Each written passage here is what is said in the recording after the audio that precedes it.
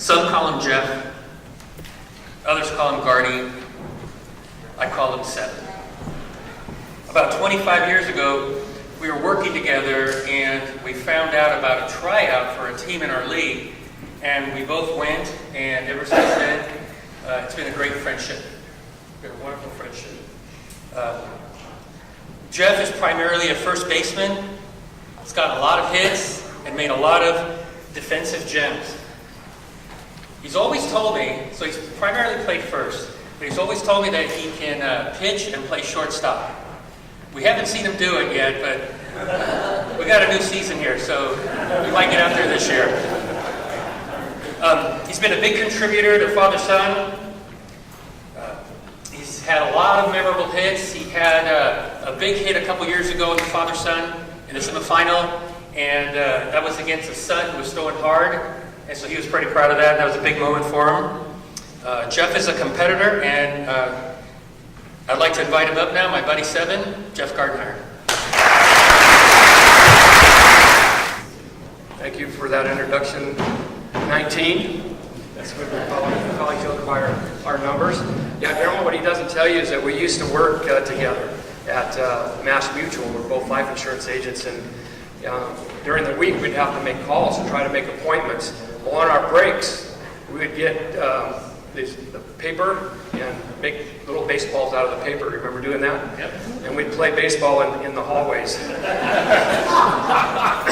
Sorry, honey, I know I was supposed to be making calls, but baseball calls you got to play, right? I was thinking about the phone call that I got from Lanny in December of 2016. You must have called me 3 or 4 times before I called you back. I almost withdrew it. I know, he almost withdrew it. I'm thinking, why is Lanny calling me? I have no idea why he would be calling me. I thought maybe it had something to do with Father Son. So I'm thinking, okay, I'll give him a ring back. I was quite surprised, I'm going to be honest with you. This was not on my radar. It's certainly not because of my home run skills. I'm not Phil Adams. Nobody's Phil Adams. I've got one home run to my name, and it's on my desk at work. So I'd like to think that maybe it's because of how I've treated people over the years. That's the goal that I have in mind in terms of baseball. It's about relationships. In fact, Guillermo, we were talking a few weeks back. There was a guy that we were trying to get to come and play with us this summer, and he kept hesitating. He didn't know what he wanted to do. And Guillermo was saying, "Why don't you just tell him no, go away, make a decision." And I said, no, it's about the relationships. So we worked something out. I think he's going to come in at the halfway point. I think that's what's going to happen. Just a real quick story I want to tell you. When I first got into the league, we were playing against the Giants, and all those ex-major leaguers were on that team, and Butch Mesker was one of the pitchers. And so my first at bat, I hit a single into left field, and I'm thinking, dang, man, I just got a hit off a major league pitcher, ex-rookie of the year, whatever. So I'm feeling pretty good about myself. The next at bat, I think I worked the count to 1 and 2, and then there's a fastball right in my head. Like, holy crap. The next pitch was a curveball right in my head. Guess where it ended up? Boom, right across the plate for strike 3. So I just shook my head, looked down at the ground, and walked into the dugout and said, okay, that's how it's done. Baseball has been a big part of my life. I grew up loving the game. It's taught me a lot of great lessons about life, about failure and what winning and losing really represents and what it means.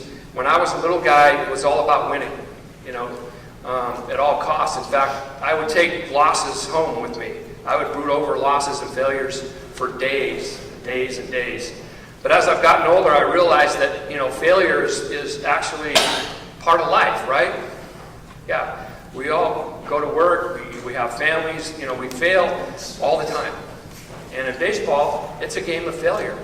You think about it, right? Major league hitters are hitting, they're failing 7 out of 10 times. So it's a game of failure. So if you don't like failure, this is not the game for you, right? Yeah.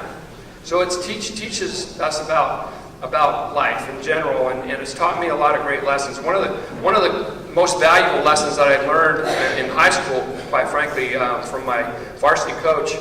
I had come off a really good year as a sophomore and was part of a great group of players at Stagg High back in the 70s, and we were really, really, really good. In fact, that team, I think, won the sections 2 years in a row. Well, my junior year of high school, I decided that I was going to goof off.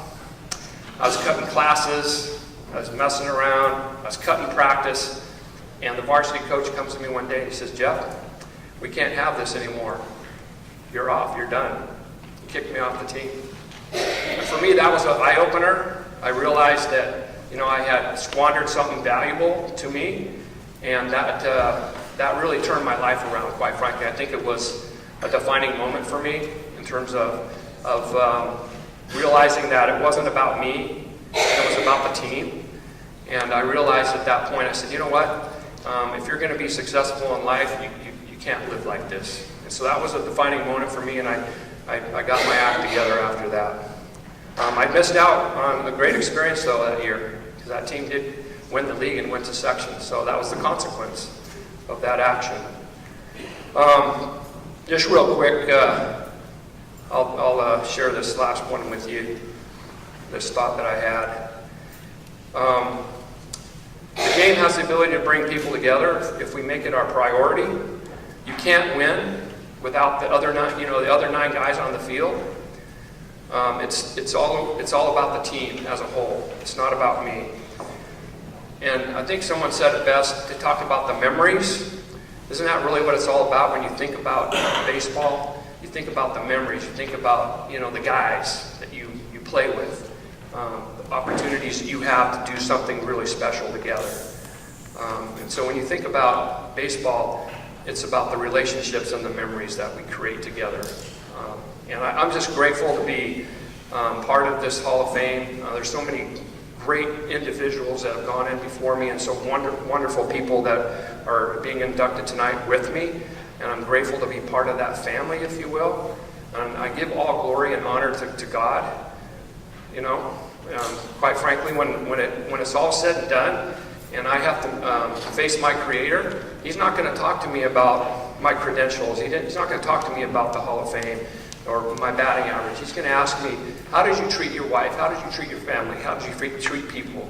That's what it's going to come down to. And ultimately, I want to thank my wife, because she's the most amazing person.